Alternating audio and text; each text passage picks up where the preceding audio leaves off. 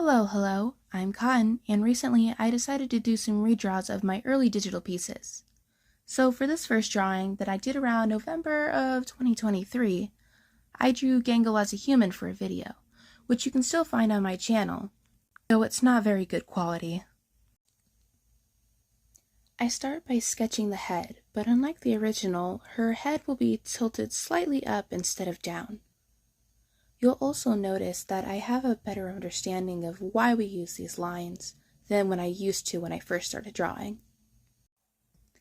Here, I used the liquify tool to make slight adjustments to the jaw, and I tilt the head a little to the side. For the eyes, I keep the same curve, but now they're slightly more round. You'll notice that in the old drawing my ears were pretty small, but here they're pretty big. I kind of wanted to change that in my style because I just didn't really like how small the ears were. Here I start by sketching out the basic shapes for the hair and the clothes.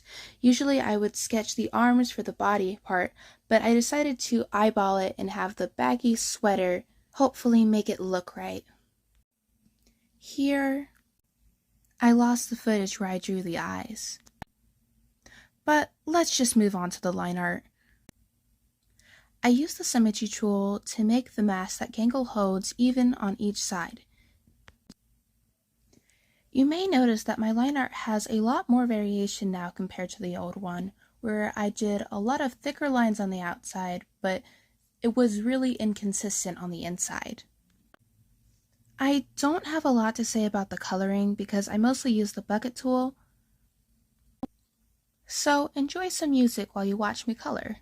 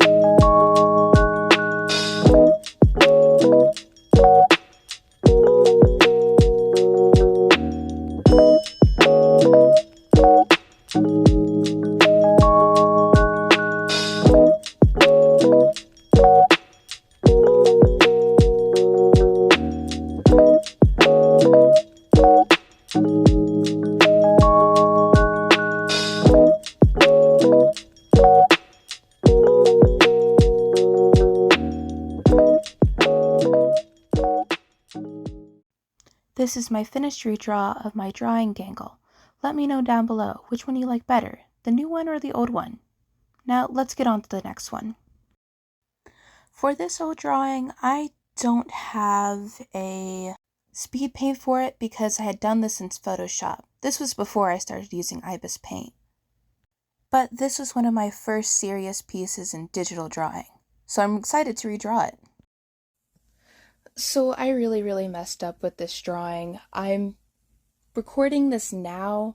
Some things are going to clash with what I say later, but that's just because I'm recording this after the fact. But so this character that I'm drawing right now her name is Mew from Sugar Chara, but it had been a long time since I had seen the anime, it was many years ago that I saw it, and I wanted to draw fan art for it, and when I tried to draw the character again, I looked up their name because I wanted to add it into the drawing itself, and Akuto is what came up. I didn't realize, I looked it up again because I was trying to find a picture of her to put on the screen for the drawing so you guys could see what she looked like, and I really messed up because Akuto was not her. That's not her. Her name was Mew, and Akuto was the cat boy in the anime. So I really messed up. So I'm going to put some subtitles on the screen to kind of correct some of the things that I say in here. And yeah, sorry about that. Back to the video.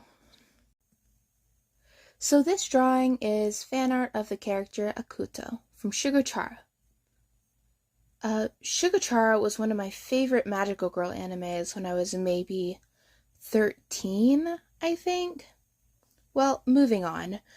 I'm pretty proud of how pretty I drew the eyes. I just love the way that I used a different variety of colors in the eyelashes. For the liner, I kind of just bounced around the canvas. I've definitely got better at hands, as you can see here, since it actually has joints in the fingers and doesn't look as flat. Well, you can draw your hands in a different way, but this is kind of just my own art style choice, and I do feel like I've gotten better since I have a better understanding when it comes to drawing hands. When I drew the hair in the original drawing, it kind of looked like chicken scratch because I kept growing up and down as I was drawing it instead of a smooth line. But as you can see now in my art, I make sure to go down with the smoothness. And if I want to get a good amount of variety in my lines, I will sometimes go back into different corners where like certain lines will meet to kind of add a little bit of thickness to it. And instead of me just going in with the details first, I always sketch out the bigger thing, like the bigger details. Like with the hair, I do that, sketch that out first. I wanted to get the volume and the shape to make sure that it didn't look really messy. And a lot about my art is I like to have very solid lines. Here, I start to erase some line work that wouldn't be shown behind other stuff. For example, the ears behind the hair. So even if you know something's going to be hidden, my advice is to draw it anyways at first, so at least you know for sure if it'll actually be gone or not. Or else you can have some inconsistencies in your artwork. Inconsistencies. I'm just going to put it on the screen. I can't pronounce the word. Here, I'm just filling in more colors with the bucket tool. And while we wait for that to be over, enjoy some music.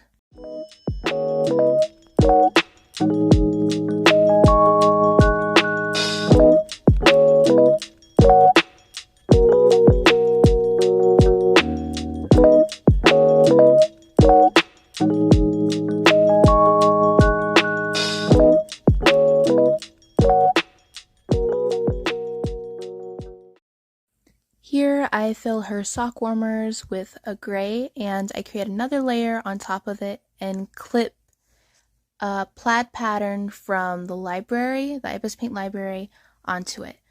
Then I take another layer and clip a red onto it and lower the opacity slightly to make it a little bit more red. At this point, I finished filling in the colors with the bucket tool, just the base colors, and ready to move on to the next part, which would be coloring the line art. Next, I start to color the line art to make it appear softer, and I feel like colored line art gives it a cute look. That's why I love to color my line art in my drawings. And I add some basic shading where it's just purple. I don't really care what the lighting looks like or anything like that, because I know the lighting, if it's your shadows are purple, it implies that lighting is purple, I think. I don't know, don't quote me on that, but I just wanted to do something really basic, so I just used purple for the shading, and I took a comic dot brush to add in the shadows, because recently I've really found that I like the comic dot brush, as you could see in my earlier drawing in this video as well, and it's something I plan to use for a little while. Here I added a gradient background, just kind of like I did in the original one, except it's more yellow instead of a peachish color, because I felt like that would make her stand out more and it felt more warm. But I also add some stars that I got from the Ibis Paint library to just give it a little more interest, because I felt like it was pretty boring in the background before, but I felt like this was more interesting to look at. Here I add the wrong name. I'm so mad. I'm probably going to post this art later, but I'm going to fix it so it doesn't have the wrong name anymore. But I'm still really mad at myself for just putting the wrong name on there. Just a reminder, it's a Mew, not a Kuto. That's the cat boy in the anime. Oh gosh. After adding some final touches, it's finally finished. Let me know, do you like the redraw better or do you like the old one better? And let me down in the comments, which one was your favorite piece? Thanks for watching and have a good day.